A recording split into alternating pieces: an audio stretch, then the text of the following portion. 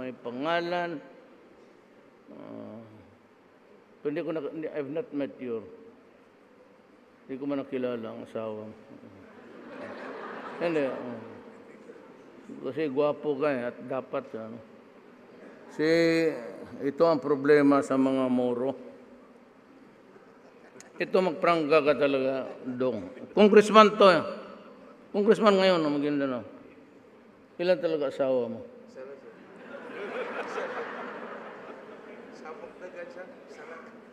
Pagkabulador ng pagpang.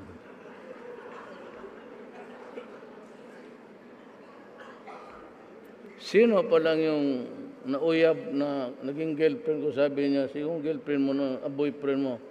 Sabi niya si Dong Manggudadato. Toto yon? Wala man akong nag-girlfriend kay Toto. No? Hindi, totoo. May kultura yan eh. They can marry up to, well, if they can afford to have more than one. Ang ano nito is really what you should appreciate is that their contribution, hindi lang ninyo makita, but you know, maggulo kami sa Mindanao na ginaganon ko lang eh. F. Pati ito sila talaga tumutulong. At hindi kailanman, they never raise any flag or barrel against the Republic of the Philippines. Malaki ang tulong nitong pamilya na ito. And besides, ito sila, if you go to Mindanao, makita mo yung Mindanao as far as your eyes can see, flat yan. And it's planted with palm oil. They own, yung pamilya nila, own the biggest palm oil sa Mindanao. Yun ang, kaya, even if he does not admit it, I know that he can afford it. He has more than one wife. Huwag na lang tayo mayroon ka doon sa barangay mo, isa dito para sa Congress, sa Davao, nagkikita rin kita. But that's culture. We have nothing to do with that. It's allowed by law. Pero he's a congressman, and I said, if he is elected, his election would go a long way para makatulong sa amin sa Mindanao and the Republic of the Philippines as well. Dong Manggudadato. Itong sunod, he's a PMA graduate. And I distinctly, I remember, nung natapos siya, second lieutenant pa to, ang asawa niya taga Davao. He was assigned there. Naging ninong ako sa kasal nito. And I am assuring you, ito si Bato is fundamentally honest. Kasi kung corrupt ito na pulis, hindi ko ito kukunin kailanman. Alam mo, when I say fundamentally honest, kasi ganito yan. Yung mga pulis kasi, marami kasing magbibigay, regalo, gano'n. Pasko, magbigay ng lechon, magbigay ng wine. Tinatanggap nila yan. So, in a way, masasabi mo, makita mo mag-deliver yung mga Chinese doon ng pagkain. That is a practice which is true all throughout the country.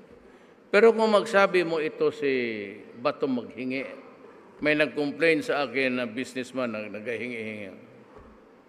I said he is fundamental. Kaya ginamit ko yung word, fundamentally honest. At saka trabaho ito. Pag sinabi kong solve that problem, maniwala kayo, lahat ng kidnapping, pag sinabi kong solve the problem, masosolve talaga. Lalo na sa Davao kasi maraming kamera. Makita ko namin paglabas. Paglabas mo sa Davao, paglabas mo sa ano, makukuha namin. Kaya alam namin going north, going south ka. And then, tawag na. Ilang kidnappings dito? About 4 na sinabi ko sa kanila na solve it. Nasusolve talaga.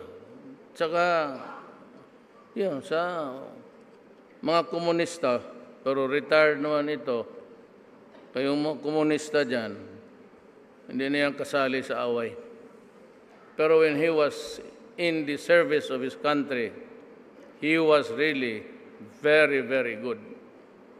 Kaya sabi ko, tumakbo ka ng pagkasenador. Ako talaga ang nag-ano nito. Sinaawa ako sa mga polis minsan na yung binababoy dyan sa Congress, sinisigawan.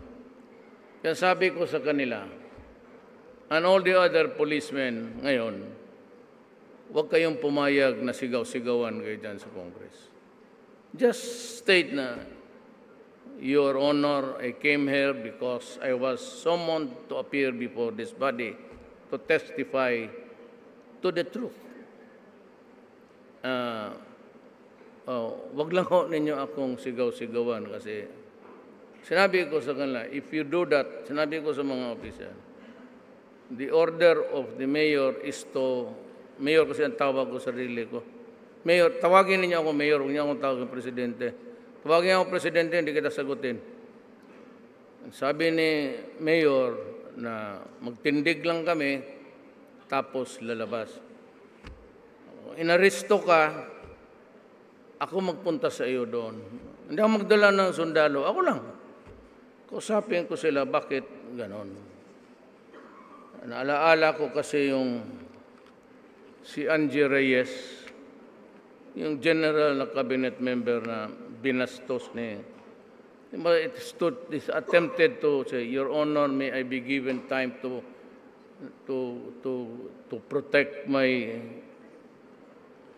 dignity. Sabi ni Trillanes, wala. You have no dignity. You sit down. Tapos tinapik pa niya yung pagtapos. P-mayor yan, ha? Lower. Tinapik pa ni Trillanes. Pare, magkuha ka na lang ng abogado. Kaya sabi ko, kung ganito ang tao na ito. Nakita mo, Stevie? Kaya sabi ko, kung sigaw-sigawan kayo ng ganon, stand up. Stand up and sabihin mo, sabi ni Mayor, umuwi kami. Kung pupuntahan ko kayo doon, kunin ko kayo. Kung ayaw kong ibigay sa akin, then, panahon na talaga siguro na, sabi ko, anong gusto ninyo?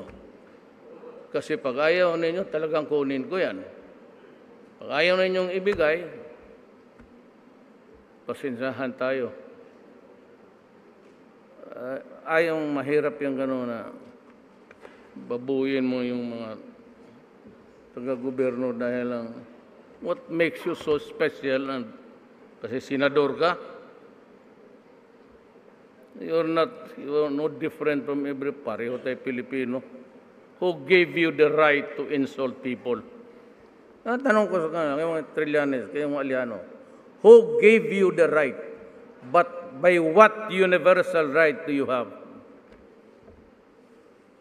to just grab a guy in front of public na gano'n ninyo? Sige daw. Tanguhin ko kayo. Saan? Anong superiority ninyo? Senador kayo? Diyan tayo magka-diferensya. Sa totoo lang, huwag ninyong gawin. My apologies to Senator Soto Angara. Hindi naman para sa inyo yan, mama. Bigot huwag lang ninyong gawin. Pag ayaw ninyong ibigay, pipilitin ko. Pag pilitin ko, andyan na. Then we will see.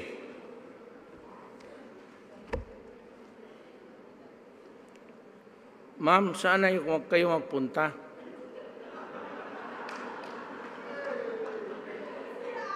Who gave you the permission to go home? Hindi, biro lang. Biro lang. Uwi ka na. Hinahanap ko na ng asawa mo eh. Hindi, ito naalala ko. Classmate ko ito sa high school noon. Fan of cutting classes ka talaga. Dalian ko na lang, ma'am. Your excuse. You are, kung saan kayo papunta? Huwag kayong maano, hindi, biro lang nga. Mabiro talaga ako, gaging. Mabiro lang ako. Sige na, ma'am. Tandaan ko kayo.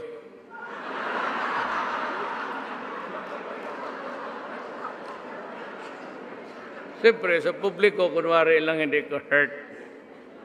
Pero bantay ka.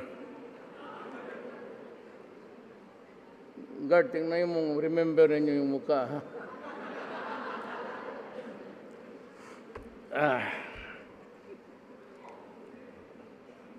Bato would be a good contribution sa may alam eh. Bright pa. Anong class ka sa PMA? 86. Ano ito? Bato kasi actually he comes from Davao del Sur, not from Davao City. Ang lugar niya doon, just near the city of Digos, ang tawag Bato. Bato ang lugar. Kaya tawag sa kanya, from Digay, from Bato. But sa PMA, kasi laki ng katawan, alam mo naman dyan, bugbugan.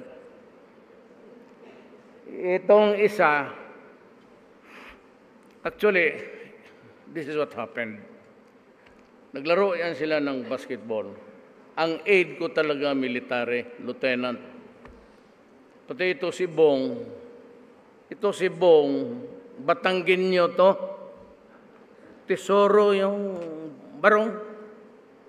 Yung pamilya ng Tesoro na Barong. Yan siya. Mga early settlers sa Davao, sinabi ko yung pumuntang Mindanao. Ba't ang tatay nito, laking nyugan. Kaya goyan siya. But ang ugali nito, bantay kayo, Batanggenyo. Yung pagkasalbahe rin. Pero mabait. Naglaro sila ng basketball.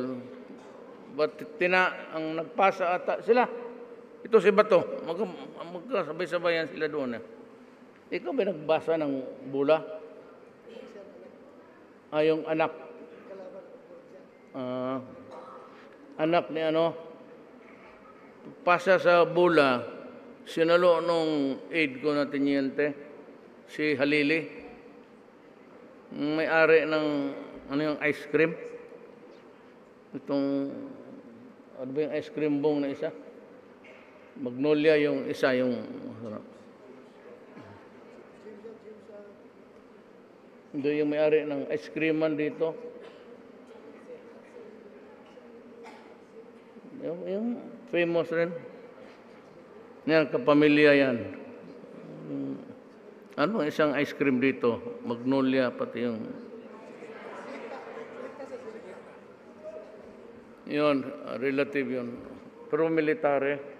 Pinasa doon, pagsalo, nasalo niya, tapos natumba. Diretso patay. Doon sa ospital, siyempre aid ko man ang utusan ko, ganyan yan. Kinamatay naman. Sabi ng Bong na, Mayor, kung wala kang ibang mautusan, ako na lang muna. Tapos hanggang makapili ka. Kaya maghanap ako ng military. Sabi ko, Bong, hindi ko naman kailangan ng military. Anybody would do. Sabi niya, ako na lang. So he costed along with me for 21 years. Alam mo, hindi naman ako nang yan. Sinasabi ko lang.